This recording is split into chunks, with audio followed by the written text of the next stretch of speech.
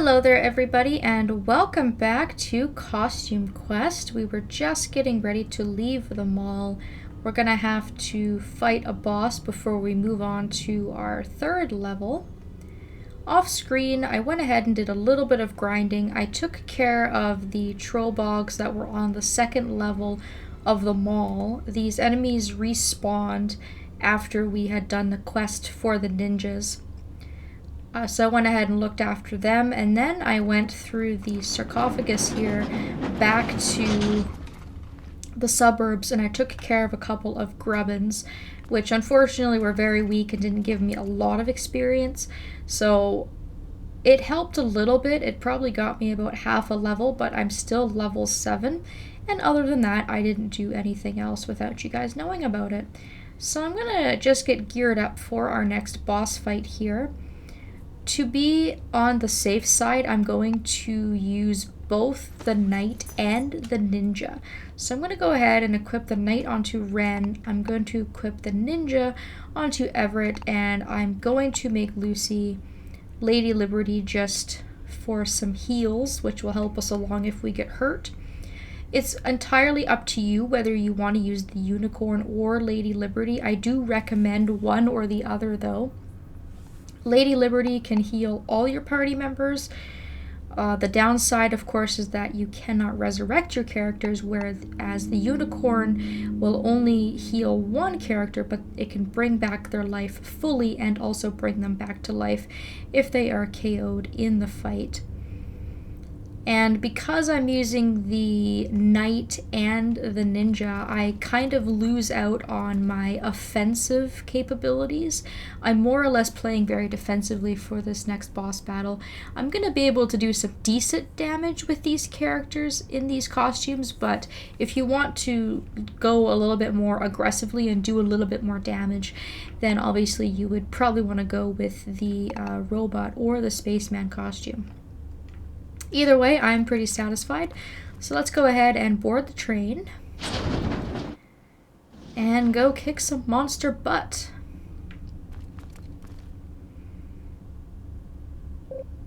And we have found the mother lode. Why do they want candy so bad? That is a really good question, and we haven't found the answer to that yet. I really don't know who or what wants all this candy. And there's Reynolds! Hey, brother, it's good to see you. We haven't really had a chance to talk face to face since he was kidnapped. I'm sorry I made fun of your costume. It's okay. You were right. My costume kinda sucks. What? That's ridiculous. It fooled these monsters, didn't it? Ah, they totally thought I was candy. Well, to be fair, I mean, maybe you would consider it kinda lame, but you do look like a giant piece of candy. And then here's our boss, who I guess is loading all the candy with his bulldozer here.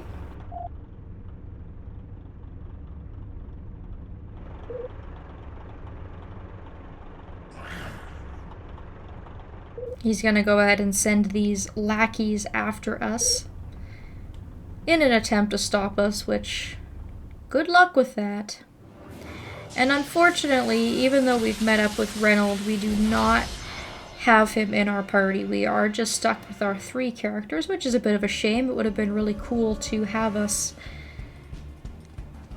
him with us just to join in on some of the fun. So this is just your standard fight with your standard enemies you've been fighting up until now. The one thing to keep in mind is just that any damage you take will carry over into the actual boss fight. You don't have a period in between this fight and the next one to heal or anything like that. So you do want to just keep that in mind. You can see that Everett's already taken a pretty hefty amount of damage there, which is why it was a good idea for me to put on a costume that can heal. But as soon as you've taken care of one of them, he gets impatient and just barges in here. And now we get to actually fight the boss himself.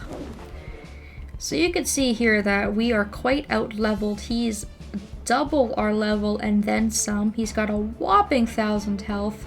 But the key to this battle is defense. So what you're going to want to do is have the knight and the ninja have their special abilities prepared. And when our characters talk to us, they'll give us a little bit of a hint about what it is that we're supposed to do. Is it my imagination or is he staring at me? So when your character kind of makes those sorts of comments, what you're going to want to do is put defense on that character immediately.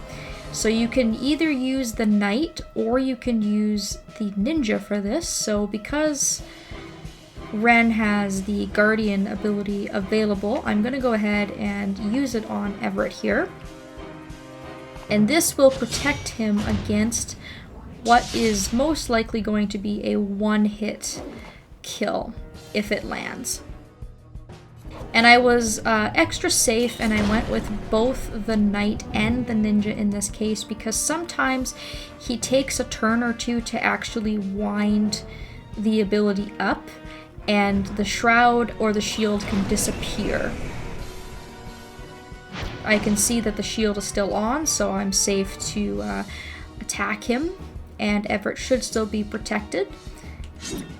But if you notice that the shield is gone or the character isn't shrouded anymore and he hasn't attacked you, you'll want to load up that other special ability on the opposite character and get protection on them again immediately.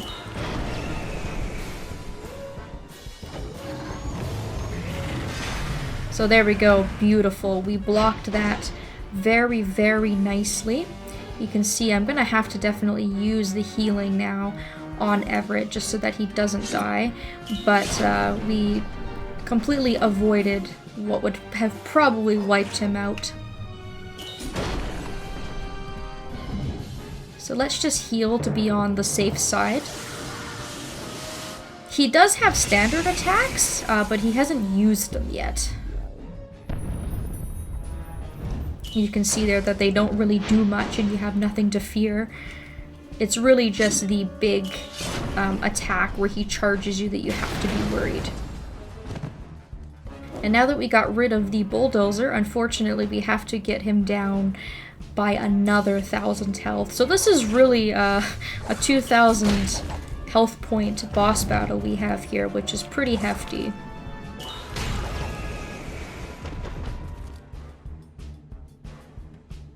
Alright, so Lucy said she needs some protection soon. I find that after the bulldozer goes away and he's on his feet, he's a lot slower to use his attack. Sometimes it takes 2 or 3 turns, but just to be safe, I'm going to show off the shroud. We'll put it on Lucy just in case she gets attacked here. You can never be too careful, because the moment I don't shroud her is the moment he'll attack me and kill me and make me look like an idiot.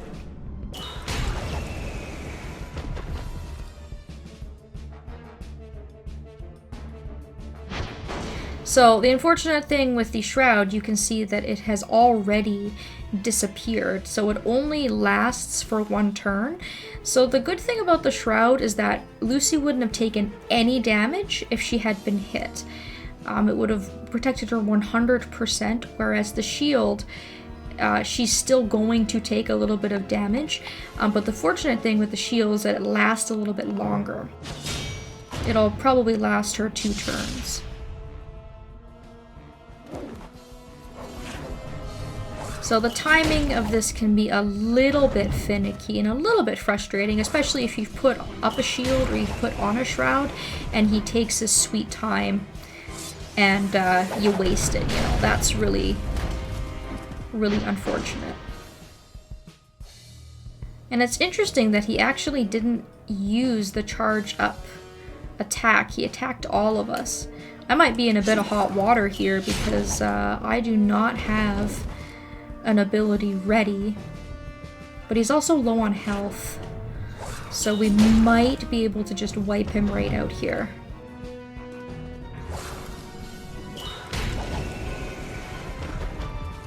Oh, perfect.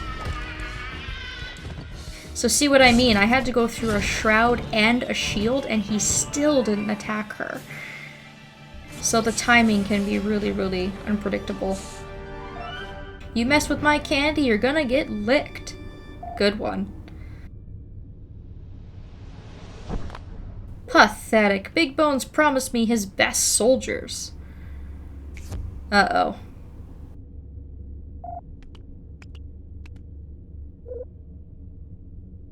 Uh-oh. She does not seem happy with us. I'm so surprised to see you two together again. How did you manage to move past all those horrible, unforgivable things you said? Uh-oh. Wait a second. That's from one of those big ugly gates. My brother smells. He's annoying, and his costume is embarrassing. In fact, I wish he'd never been born. Beep. That's totally inadmissible. Mom was wrong. You were never my best friend. Ranald, let me explain. I was so much younger when I said that. Aww. You're coming with me. In fact, you're all coming with me. These monsters can't seem to tell kids from candy. I'll hit the weight requirements for my candy quota in no time. And I'll be living in Rapugia before midnight? That sounds like a terrible place to live. And we're all candy corn now. How did she have so many candy corn costumes on her? Where's Reynold? Why are we in these substandard candy costumes instead of our awesome ones? And Dorsilla's planning to burn our costumes, which is no good. We need those. The rest of you, sweep this town for candy. This is our last stop. Oh boy.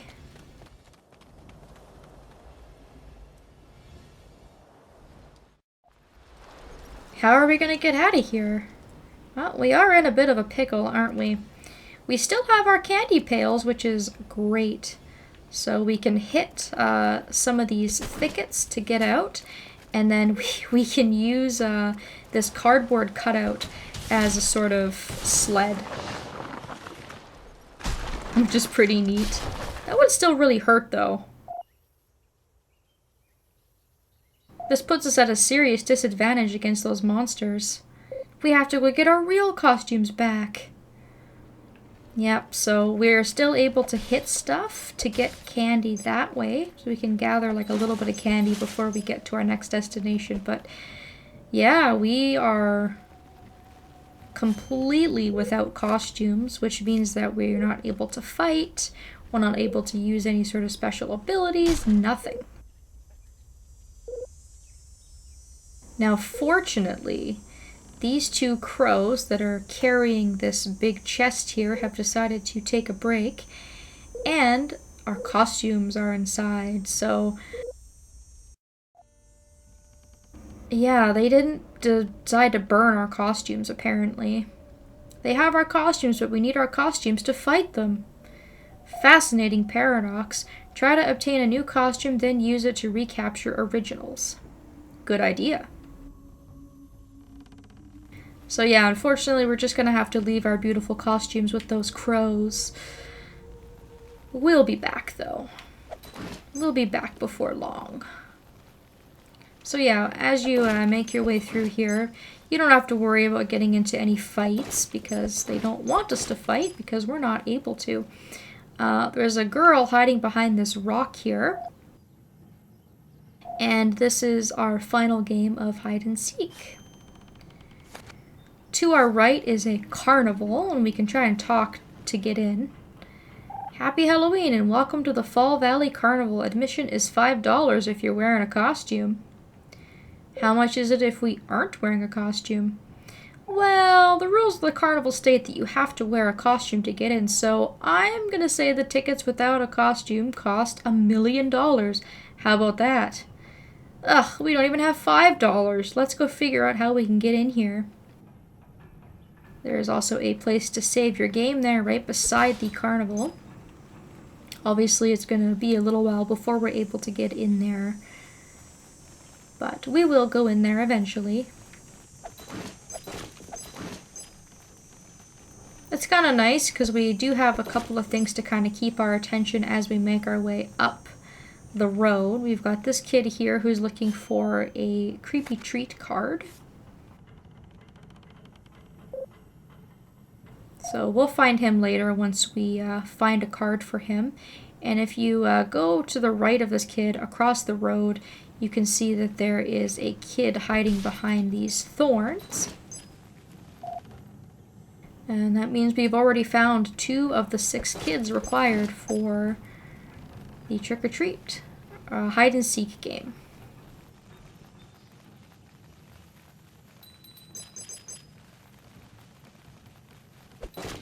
We got a good collection of candy for when we find Sadie again. And we are going to do some more trick-or-treating in this level. So we will get more candy as well. So here we are in the main town here. You can see it's actually quite a nice looking place. I like it. It's actually very much themed towards Halloween. This looks like a place that you would visit if it were Halloween. You can see that Sadie's stand is down there, so we are able to buy some more battle stamps. You have a good idea of the layout here of how many houses that we're going to have to trick-or-treat from. I'm going to go back to the beginning of the town, and we'll start this area in the next video. We really did a lot in this video. We did a very tough boss battle. And now we're in quite a predicament. We've lost Reynold again. We've lost our costumes, and we are in a strange place. We still don't know why they want candy and what lengths they're going to go through to get it. So we'll have a lot of problems on our hands to solve when we come back next time. Thank you all so very much for watching. I hope you enjoyed, and I hope that I will see you again.